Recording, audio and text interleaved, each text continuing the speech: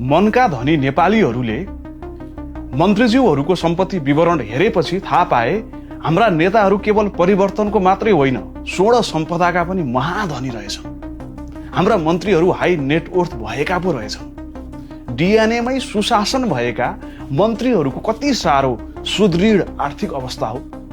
एउटा उखान छ नि, नयाँ जोगीले धेरै खरानी घस्छ।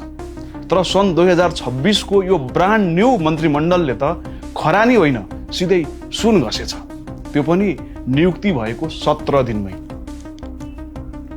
रासोपालाई चुपचाप घण्टीछाप हान्दिएर आएपछि चिया दोकानहरूमा एउटा नयाँ हुइया थियो। अब सुकिला मुकिलाका दिन गए, अब झुपडीबाट भुइँमान्छेहरू सिंहदरबार पस्छन्। तर जब हिजो आइतबार सम्पत्ति विवरणको पोको खुल्यो तब थाहा भयो अनुहार त नयाँ हो, तर दराजभित्रका सुनका बिस्कुट र जग्गाका कित्ताहरू त उही पुरानै सामन्ती र पुँजीवादी ढर्राका पो रहेछन्। धेरैलाई लाग्ला 17 दिनमै विवरण सार्वजनिक हुनु पारदर्शिताको पराकाष्ठा हो। कसैले यसलाई पारदर्शिता भन्लान्, कसैले नयाँपन भन्लान्। तर एकैछिन यो सम्पत्ति विवरणलाई कुन सैद्धान्तिक आधारले हेर्ने, यो प्रश्न भने बिउतिएको छ। कुनै पनि कुराको व्याख्या गर्न, विश्लेषण गर्न वा प्रश्न गर्न एउटा सैद्धान्तिक आधार चाहिन्छ। व्याख्या गर्नको लागि एउटा विचारधारा चाहिन्छ र व्याख्या गर्ने विचारधाराहरू धेरै छन्। समाजवाद ल्याउँछु भन्नेहरूलाई ब्यालेटबाटै चुपचाप घण्टी बजाएर बढारी दिने यो न्यू स्कुल अफ थट आखिर कुन वर्गको सेवा गर्न आएको हो, यो बुझ्नको लागि म चाहिँ यो भिडियोमा विशुद्ध मार्क्सवादी आउटलुक प्रयोग गर्दैछु। र मार्क्सवादी चस्माले भन्छ यो पारदर्शिता होइन, यो पुँजीको नयाँ रङ मात्रै हो। 775 तोला सुनको चमक, बिघौं बिघा जग्गाको भोक र 12 करोडको सेयरको जुग। एकातिर सुकुम्बासीको झुपडी र गरिबको टहरामा डोजर, अर्कोतिर मन्त्रीको महलमा सिल्भर जुब्ली। अब रासोपावादी र नव उदारवादी साथीहरूले मलाई सबै भाषामा गाली गर्न किबोर्ड तिखार्दै हुनुहुन्छ होला। गाली खान म तयार नै छु। तर यी डिजिटल सुकिला मुकिलाहरूको वर्गीय चरित्रबारे आज कुरा नगरी भएकै छैन। कस्तो भित्रैदेखि गरौँ गरौँ भएर आएको छ। आगे तपाईँको मर्जी, म भिडियो सुरु गर्छु। लौ हेर्नुहोस्, मन्त्रीमण्डलको यो सुनौलो सूचकाङ्क।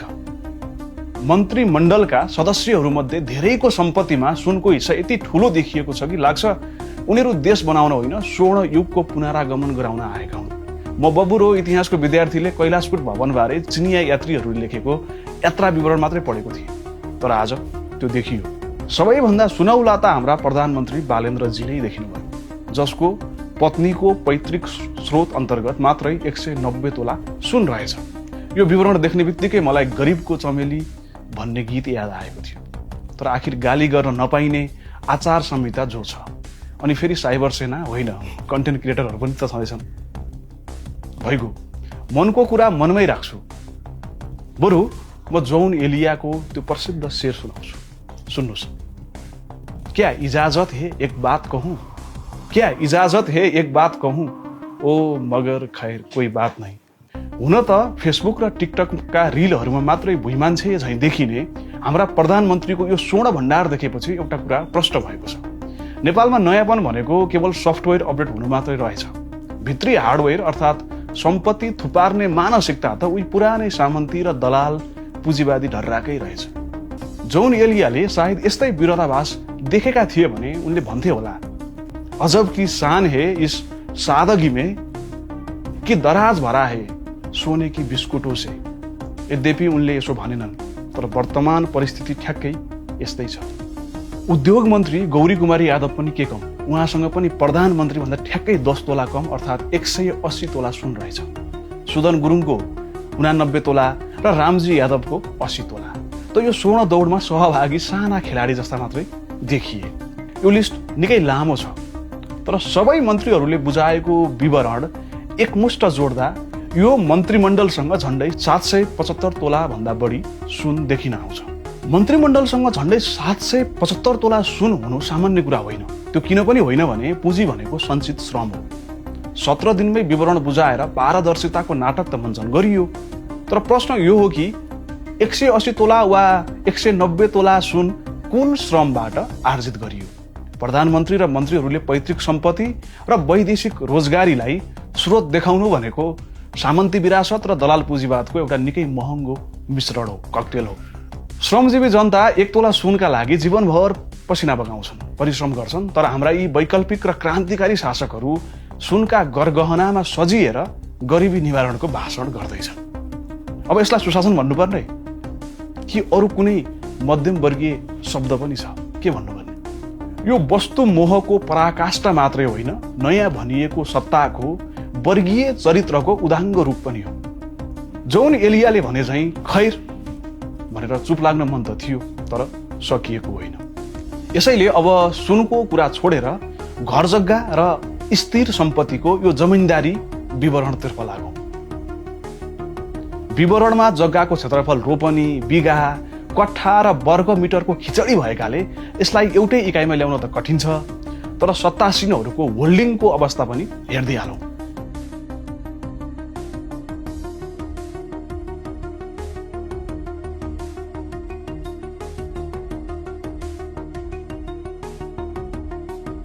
घर र अपार्टमेन्टको कुरा गर्दा त यो मन्त्रीमण्डल कुनै रियल इस्टेट एजेन्सी जस्तै देखिन्छ, जहाँ 21 वटा भन्दा बढी आलिशान घर र अपार्टमेन्टहरू लामबद्ध उभिएका छन्। सोडिम वाग्लेका मात्रै 4 वटा अपार्टमेन्ट छन् भने सस्मित पोखरेलका 2 वटा महँगा घर र गौरी कुमारी यादवको 3 तले महलले यो नयाँ सत्ताको वर्गीय उचाइ नापिरहेको छ।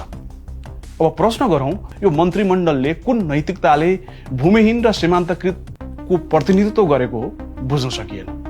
त्यो बुझ्न नेपालका मार्क्सवादीहरूलाई मात्रै होइन, आम भुइँ मान्छेलाई पनि गाह्रै परिरहेको छ। एकातिर फेवाताल सरसफाईको नाममा गरिबका टहरा भत्काउने काम हालसालै फत्ते गरियो। महानगरको मेयरका रूपमा सुकुम्बासीको बस्तीमा डोजो चलाएको इतिहास पनि छँदैछ। तर अर्कोतिर तिनै शासकहरूसँग 21 वटा भन्दा बढी आलिशान महल र अपार्टमेन्टको ताँती छ। यो कस्तो खालको विरोधाभास हो? ओ मगर खैर कोही बात नै भन्ने त होला फेरि यहाँ पनि। तर एउटा कुरा चाहिँ गरौँ, विशेष गरी डाक्टर सोडिम वाग्लेका 4 वटा अपार्टमेन्ट र अन्य मन्त्रीका यी महलहरूले प्रश्न पार्छन् कि यो सरकार वितरणमुखी छैन, पूर्णतः केन्द्रीकरणमुखी छ। एकातिर भूमिहीन दलित र किसानले आफ्नो नाममा 1 टुक्रा जमिन नपाएर छटपटिरहेको छ, अर्कोतिर वैकल्पिक भनिएका सत्तासीनहरूको यो असीमित जग्गा मोह प्रष्ट देखिन्छ। यसलाई मार्क्सवादी आँखाले हेर्दा यो अरू केही नभएर जमिनदारी प्रथाको आधुनिक र डिजिटल स्वरूप मात्रै हो भन्न मिल्ने पर्याप्त आधारहरू देखिन आउँछ। र अब कुरा गरौँ पशुधनतर्फ। पशुधनतर्फ भने यो मन्त्रीमण्डल अलिक कमजोर देखियो। अब नेपाललाई कृषि प्रधान देश नभन्ने भन्ने अघोषित कुराले भएर पो हो कि? 21 वटा घर र 775 तोला सुनको विशाल साम्राज्यभित्र खोतल्दै जाँदा जम्मा 20 वटा कुखुरा, 2टा बाख्रा र एउटा कुकुर मात्रै फेला परे। सीतावादी र गीता चौधरीको सम्पत्ति विवरणले त्यही भन्छ। तर सीतावादी र गीता चौधरीको विवरणमा देखिने कुखुरा, बाख्रा र कुकुर सायद यो मन्त्रीमण्डलको गरिबीको लेपन लगाउने एउटा असफल प्रयास हो भन्न मिल्छ होला। 21 वटा आलिशान घर र 775 तोला सुनको चमकले आँखा तिर्मिराइरहेको बेला 20 वटा कुखुराको गन्ती सुनाउनु भनेको श्रमजीवी वर्गमाथि गरिएको एउटा क्रूर र भद्दा ठट्टा बाहेक अरू के होला र? यसले हाम्रो नयाँ सत्ताको सादगी होइन, उनीहरूको चरम ढोङ र वर्गीय ढुलमुलेपनलाई प्रष्ट पार्दैन र भने। अब अर्को कुरा गरौँ, तोलाका तोला सुन र बिघौँ बिघा जमिन ओगटेर बसेको यो सोडिम मन्त्रीमण्डलमा ऋणको फेरिस्त पनि निकै रोचक र हाई प्रोफाइल देखिन्छ। मन्त्रीहरूले बैंक तथा व्यक्तिगत रूपमा लिएको ऋणको कुल योग करिब 5 करोड 40 लाख रुपैयाँ पुगेको देखिन्छ। यो ऋण कुनै अभाव टार्न लिएको मजदुरको ऋण हो कि पुँजी विस्तार गर्न र विलासिताका साम्राज्य खडा गर्न लिएको कर्पोरेट लायबिलिटी हो प्रष्ट भने भएको छैन। 775 तोला सुन र 21 वटा घर हुनेहरूले 5 करोड ऋण देखाउनु भनेको हामी पनि मारमा छौँ भन्ने एउटा झुटो सहानुभूति बटुल्ने दाउपेच भएन र भने के हो? एकातिर गरिब जनता पेट्रोल आतंकबाट र महँगीबाट ढाड सेकिन विवश छन्, अर्कोतिर करोडौँको सम्पत्ति हुने मन्त्रीहरूले ऋणीको ट्याग भिएर आफ्नो वास्तविक वर्गीय चरित्र लुकाउन खोज्दैछन्। कस्तो अचम्मको गरिबी हो यो, ठ्याक्कै बुझ्न सकिएन। यो नै सायद पुँजीवादको सबैभन्दा ठुलो जादु हो। तर ओ मगर खैर कोही बात नहीं। अनि फेरि 1,40,00,000 ऋण देख्दा कतिपयलाई दया पनि लागेको होला। तर दया लागिरहेकाहरूले याद गर्नुपर्ने कुरा के हो भने यो ऋण तिर्न मन्त्रीले भोकै बस्नु पर्दैन, तपाईँ हामीले चाहिँ भोकै बस्नु पर्दैन। यो त व्यवसाय बढाउन बैंकसँग गरिएको एउटा स्मार्ट सम्झौता हो। गरिबको ऋणले उसको घर लिलाम गर्छ, तर मन्त्रीको ऋणले उसको नेटवर्थ बढाइदिन्छ। बडो गजबको कायदा छ।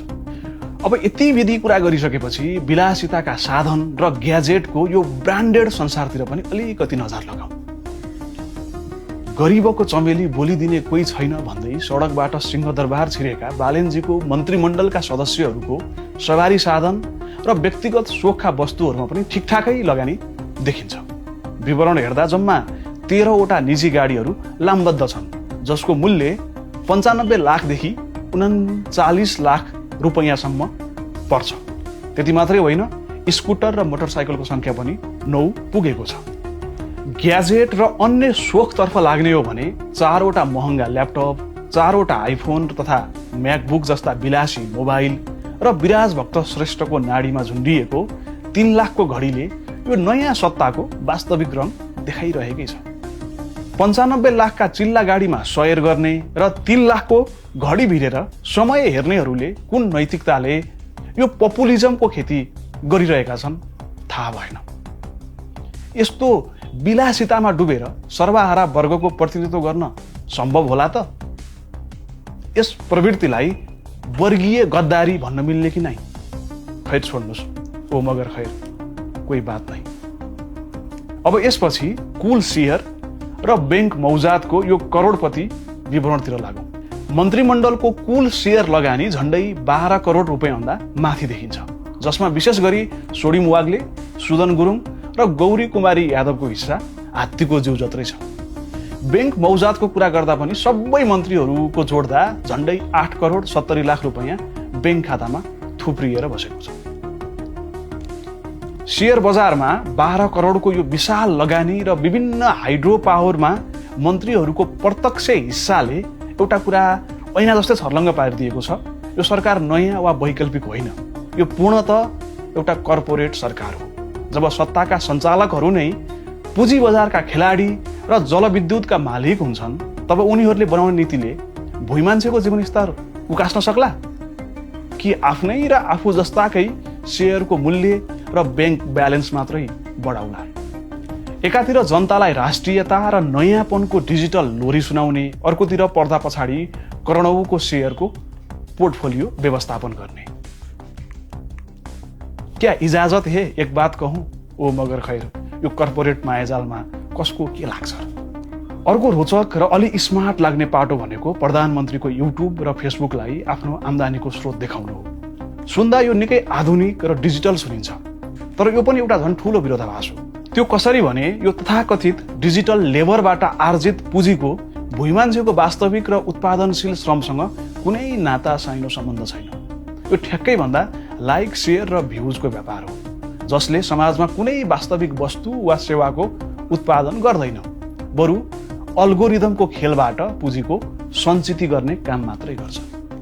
फेसबुक र युट्युबको डलरले राष्ट्रिय अर्थतन्त्रमा कुनै भ्यालु एड गरेको छैन। त्यो किनभने अहिलेसम्म यो अटेन्सन इकोनोमीको एउटा हिस्साकै रूपमा रहेको छ, जहाँ भुइँ मान्छेको समय र डाटालाई शासकले आफ्नो बैंक ब्यालेन्समा रूपान्तरण गर्छन्। शासकले मात्रै होइन, पपुलर सेलिब्रिटीहरूले पनि। यसरी समग्रमा हेर्दा यो मन्त्रीमण्डलको औसत चित्र निकै स्वर्णमय देखिन्छ, सोडिम देखिन्छ।